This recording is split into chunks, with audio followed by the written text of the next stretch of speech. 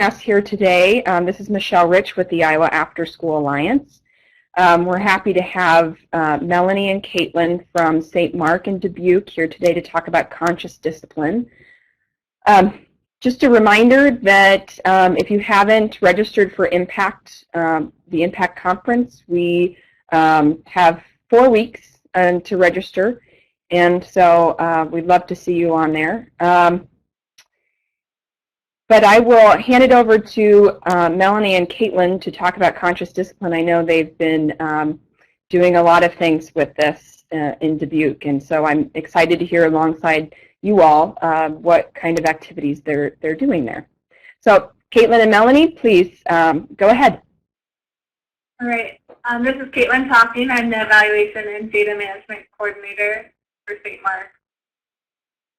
And Melanie will actually be doing most of the talking here. I'm just kind of here to introduce her because she really is our in-house expert for all things conscious discipline. So first of all, just to give you a little bit about the students that we're serving, we are actually more around serving 450 students each year. We have 5 before and after school program sites, 3 of which are 21st century funded, and then 2 summer programs, which are both 21st century funded during the summertime. And the students we're serving are generally around 80% at risk by standards of like free and reduced lunch and other factors. And then our programs are really focused on both academics and social emotional, and that's obviously where conscious discipline comes into play. It is our main component of how we're implementing social and emotional skill building into our programs, and it's incorporated through all before and after and summer programs. And I wanted to give just a little bit of our data from last summer. We had 89% of our students in all of our sites during summer improve in their social emotional skills, and with that, 88% improved or maintained in their literacy skills as well. So I'll hand it over to Melanie now that will really cover all about conscious discipline and how we're using it in our programs currently. Hi. So we chose conscious discipline mostly because it works, and it's a research-based social emotional curriculum to use in classrooms, but also now we're seeing that it works in homes and well in all settings as well. And you can't get to the academic piece until you hit the social emotional piece, because if students don't feel safe and connected, then they're not going to be ready or able to learn. So especially with the huge influx of students coming from the Chicago Public School District, I believe the last statistic I heard was that there was something like 13,000 students missing from the Chicago Public Schools this year. And those are all families who are leaving Chicago and they're moving west, they're moving everywhere they can, more to our rural areas, just seeking a better life for their family and a safer environment for their children. And so with that, our programs are adapting to accommodate more and more children with backgrounds of trauma, more and more children with special needs. And being out of school time programs, we are unique in the capacity of what we can and can't handle. And so since implementing conscious discipline about 3 years ago into our St. Mark programs, we've seen a transformational change. We've seen a huge reduction of having to remove students from our program due to their behaviors, and even due to parent behaviors. And we've seen a huge decrease in having to do student write-ups and things like that, and then having for the administration staff having to spend time at sites dealing with crises and behavior issues. So it's something that we found that we just are very excited about, that we want to share with everybody because it definitely does work. So it is based on brain research.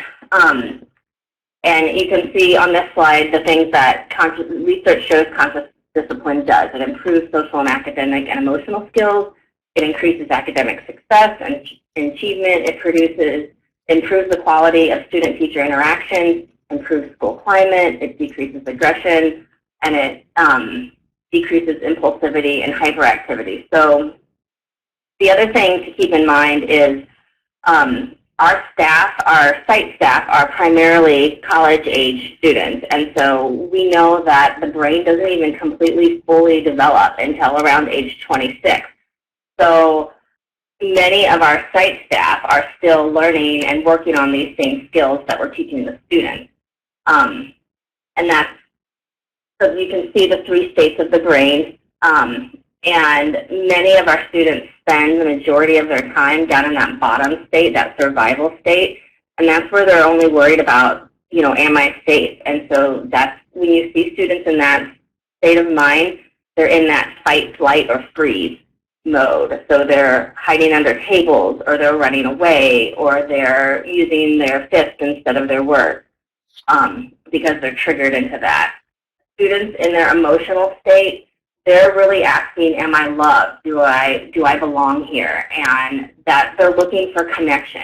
And the behaviors that you see from students who are in this state are things like argumentative and rude and impulsive. So this is the I hate you, and you can't make me do it, and you can't tell me what to do kiddos when they get triggered.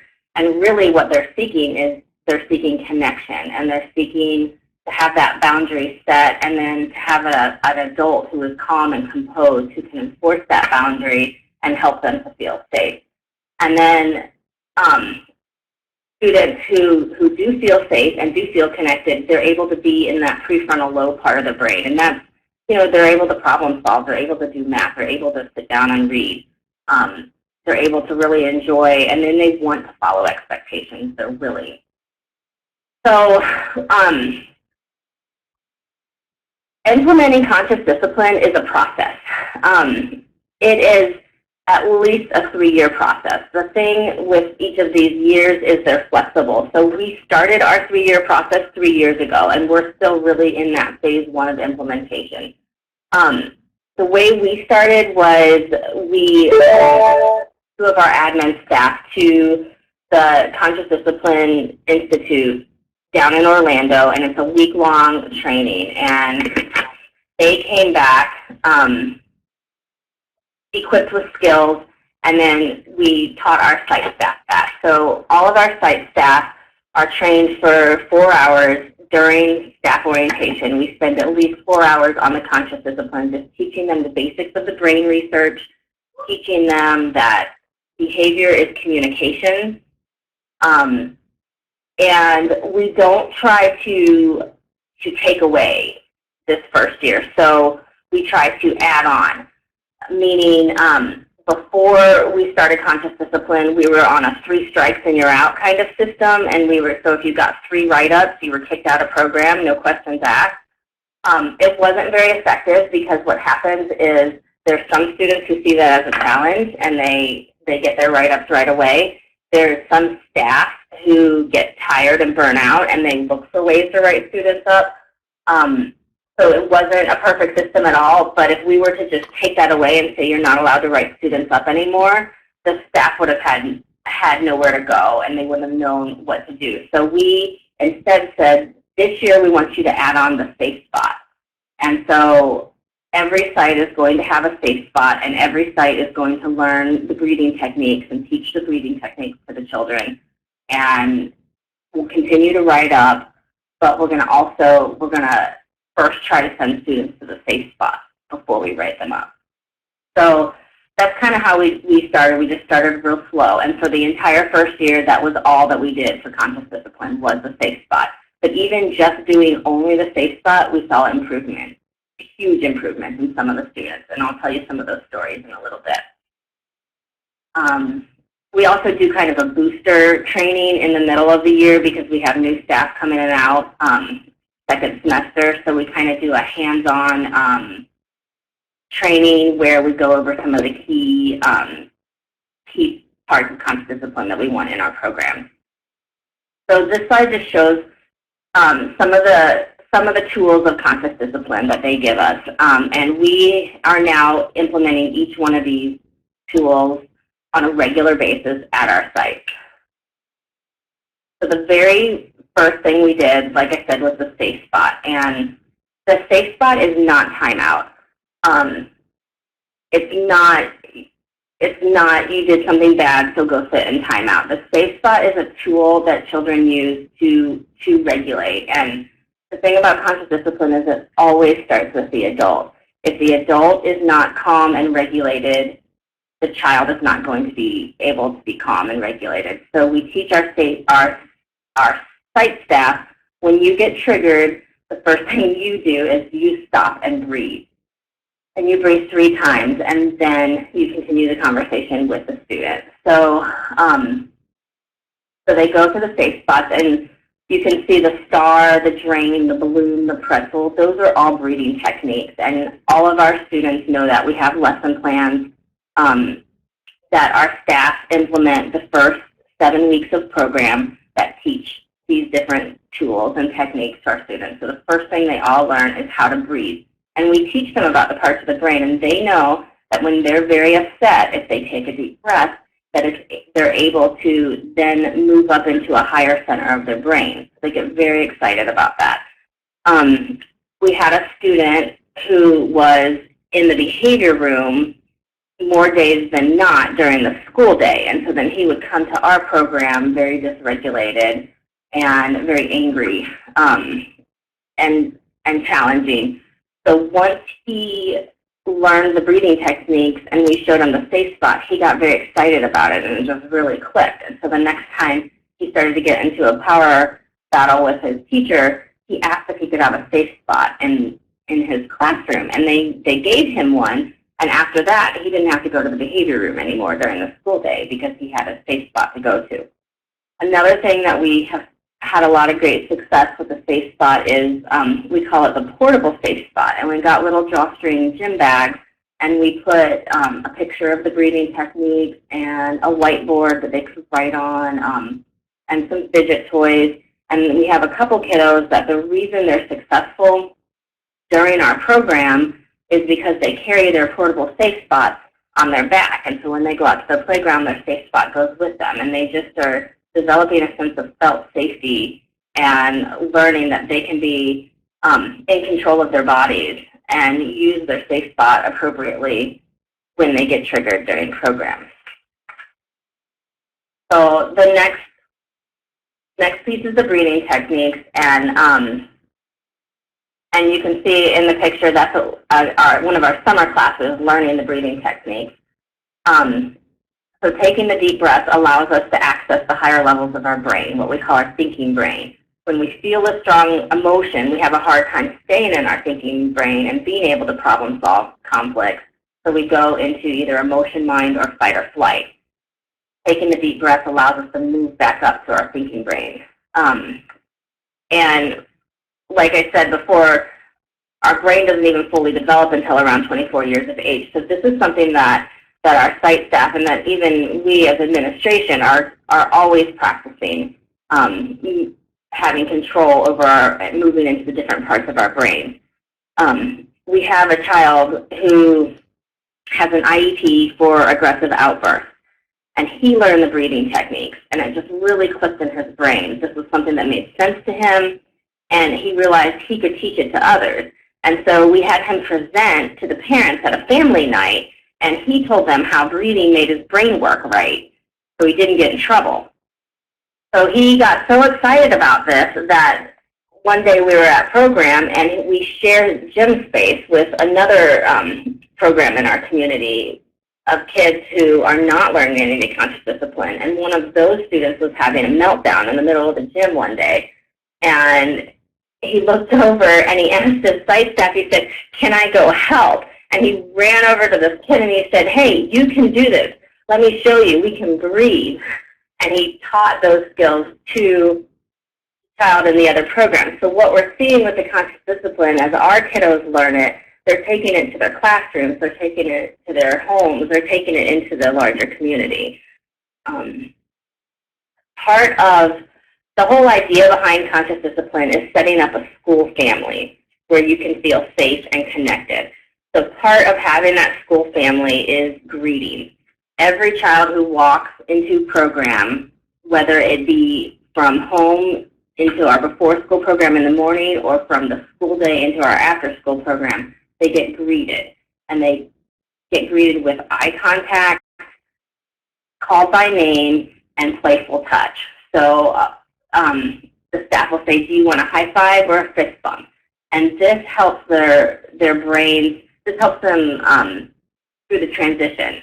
And it helps them leave what happened during the school day at the door and come into our program. And again, they have that felt safety during program. They're connected to an adult. They're connected to their school family. They know what to expect. And they can transition and leave behind anything that might have happened during the day. So we had 3 brothers who were in our program at one of our schools, and they would get greeted each day. Well, one day they didn't get picked up, and I was called to site to assist. And so when I got there, I used one of our conscious discipline greetings, and that kind of set them at ease, and it helped them transfer that sense of safety to me, even though that they didn't know me. And so because they felt safe and okay, when I had to call the police, they weren't scared. And so the police came and ended up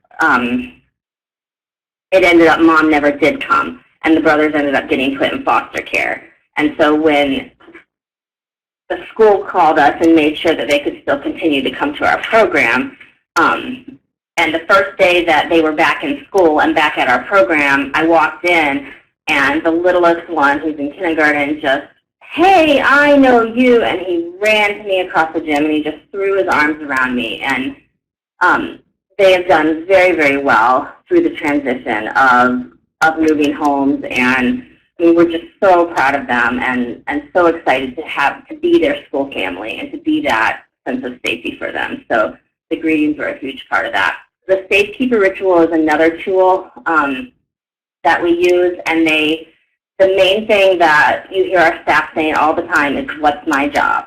And the students know it's to keep me safe. And what's your job? It's to help keep safe. So before trying to put an intervention in place or try to deal with 2 students who are having a conflict, the site staff will walk over and they'll make eye contact and they'll say, what's my job? And that just disarms the students and helps them relax, and they know, oh, I am safe. And that helps them connect.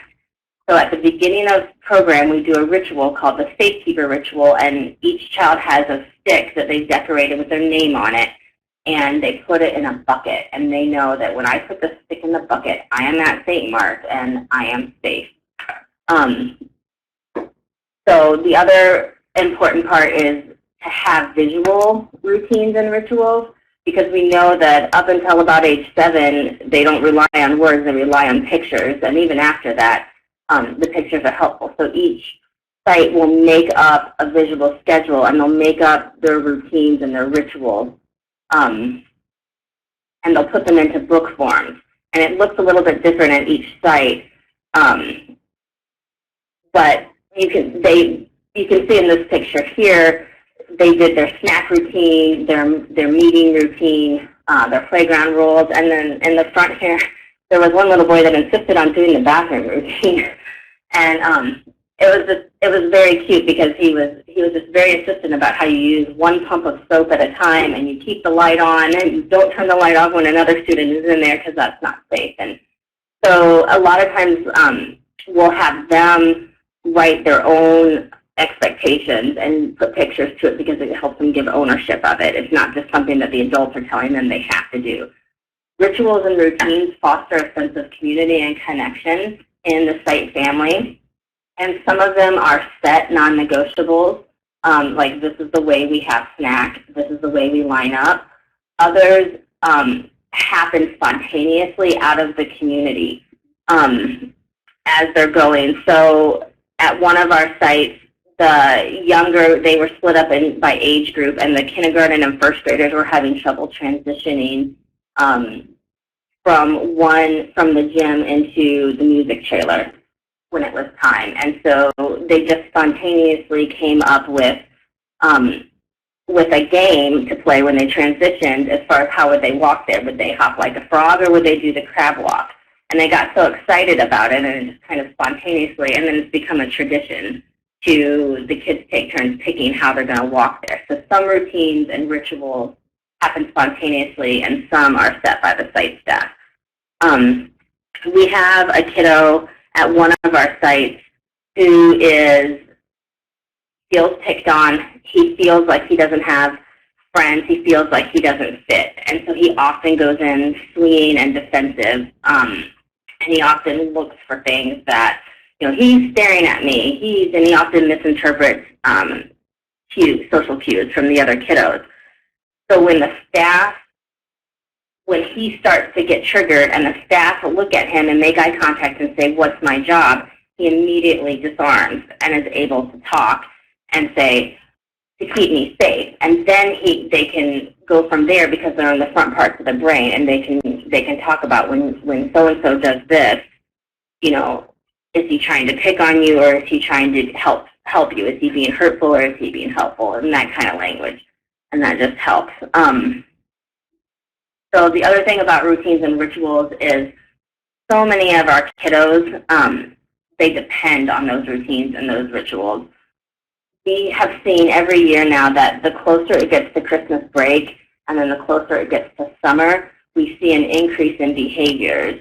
And what it is it's our students going into fight or flight. They're going into that survival mode part of their brain because they're scared, because they know that when they come to school every day, they get breakfast and lunch, and they get a set routine, and they get snack after school, and they don't know what's going to happen during those school breaks. And they don't know where they're going to be, whose house they're going to be at, if they're going to be on the playground all day. They just don't know. And so we see a spike in behaviors due to they're communicating to us that they don't feel safe, and they really depend on those routines and those rituals to help them keep them safe. And they have come to associate our programs and their school as a whole as a safe space to be. So another really fun thing to do is jobs, to have each student have a job every day.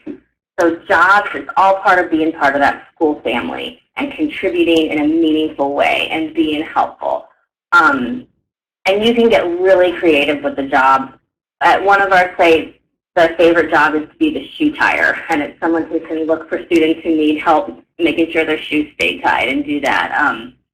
Jobs help the children feel relaxed. It helps them access their thinking brain. It keeps them from getting bored. So we use it as a tool a lot of times for students who we have a kiddo who is mortified if he is corrected in front of his peers. He's just so embarrassed. So instead of calling him out and saying, "Hey, is that how we sit?" or "Where do we keep our hands?" in front of his peers, we can say, "Hey, I need some help. Are you willing to help me?" And then we can take that opportunity to walk over and have that time to chat with him that's not in front of his peers, so we don't trigger him. We have some students who need a consistent job every day. We have a guy who is our floor sweeper every single day after snack. He struggles with sitting down during that site family meeting and being still, and that's a lot of pressure for him. So when the rest of the students go to the site family meeting, he gets out the broom and he sweeps the floor. And his body's able to move, he's able to be engaged in something helpful, and then he doesn't get in trouble. What's next? The wish well ritual. So the wish well ritual is a way for students to offer support for their friends and family, and also to stay connected to their community. So it's a way to recognize students who aren't there and wish them well. It's a way to, when they return back to program, to show them that they were missed. And then sometimes spontaneous things will come from that too. So sometimes a student will want to wish well to their mom who's sick, or to their baby sister that's being born. And it's a time where they will take a deep breath together, and they will pause, and they will send that positive energy out to whoever they are wishing well. And it fosters that sense of the school family. The time machine is one of my favorite tools, and that is a way for them to roll back time and work through conflict. So after there's been a hurtful interaction, they have the chance to go back and repair the relationship. So, and you can do it with the mat, or you can do it without. And they stand at the two ends of the mat, and they ask each other if they're willing. If they are, they can take a step forward, and then the person who has been wrong gets to say, "I don't like it when you X, Y, Z. Please stop." And the other person gets to say, "Okay, I won't do that next time." And they get to repair that relationship. Sometimes the students will then go back to the time machine and reverse roles, because sometimes they've both done hurtful things. And then they end with a hug or a handshake. So it's a way to problem solve, and this is done after you've done the safe spot. So students can't do this when they're dysregulated. So this is after they've calmed down and are ready to problem solve and process what happened. So if you are willing to get started on conscious discipline, you can go to the website.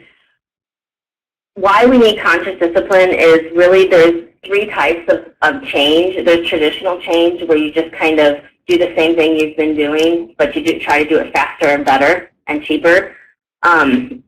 There's transitional change, where you can make small changes in specific behaviors. So instead of doing 3 strikes and you're out, you do write-ups in a different way. Or there's transformational change, where you create a new mindset. And that's what conscious discipline does. It sees misbehavior as a call for help instead of disrespect. It sees conflict as a teaching opportunity rather than a disruption to the learning. It sees children as capable of self-regulation instead of needing to be controlled. It sees connection as the most powerful motivating force for achievement. And it starts with the adult. And not just your site staff adult, it starts with your administration team. Really buying into and committing to the principles of self-regulation and conscious discipline. And we do have a question here, I guess, that we can just address right now. What ages of students do you use Safe Spot with? Have you gone up to middle school ages? And St. Mark is only serving kindergarten through 5th grade. So we've ourselves that's the only students that we're using with. But do you want to speak a little bit about the age ranges of conscious discipline in general? It definitely does work all the way up through high school. Like I said, it works with adults. So it just looks a little bit differently. So right now, conscious discipline is taking off all over the country in that early childhood, with the pre-K even. But it certainly works all the way up through. And we've seen a difference. We have a 5th grader this year. He's getting ready to transition into middle school. And if you look at him, the difference in him this year when we really implemented the conscious discipline to last year, even the site staff have commented, he just understands. He's a different kid. He's calm and he's composed. He doesn't get angry and throw the game pieces anymore. He's able to transition through conflict in a way that is helpful, and you can see he's going to take that into his middle school relationships. So it's definitely something, and if you go to the website, there's lots of examples and little videos of how they're implementing it in middle school and high school as well. The website will definitely have a bunch of, definitely early childhood stuff as well, as that's a focus too. But if you go to the website, and then we've also, the attachments that are listed in the files, we've provided a copy of this PowerPoint in a PDF form, as well as a little flyer that we have that kind of does that of all of these tools. And then also Melanie put together this really awesome first steps handout, which is the Word doc, well, PDF, I guess it's there, the 3rd one down. So you can kind of look to see step by step or the process of how we've kind of implemented and what you need to look at first as far as implementing. So when you are deciding that you want to do conscious discipline, people fall into one of three categories. There are people who will go to a 2-day workshop or even just see a webinar on it, and they'll go, wow, this is fantastic. This is the most amazing thing I've ever heard. And they'll get very excited about the research and the concepts of conscious discipline. So those are the people that you really, really focus your time and your energy on. Then there'll be another third of your staff that kind of go, well, it makes sense. I'll do it, I guess. And those are the people that they're not sure because you're asking them to make changes. And then there's a whole other third that are like, that's not going to work. That's not going to work. The kids are going to walk all over you. That's not going to work. So what you do is you really focus your time and your energy on that first third, the people who are just excited about it, and you let them run with it. And then everybody else you say, are you willing to just try? Try one thing. And then generally what happens is once they try one thing, like once they try to stop and breathe before they interact, then they see how much it makes sense, how well it works, and then they get excited about adding other things. Are there any other questions? We'd be happy to answer. Great. Well, thank you, Melanie and Caitlin. We appreciate your time today. We do have the materials accessible there on the lower left-hand corner, but we will post this on the wiki in addition to the materials. So thank you very much, and have a great day, everyone.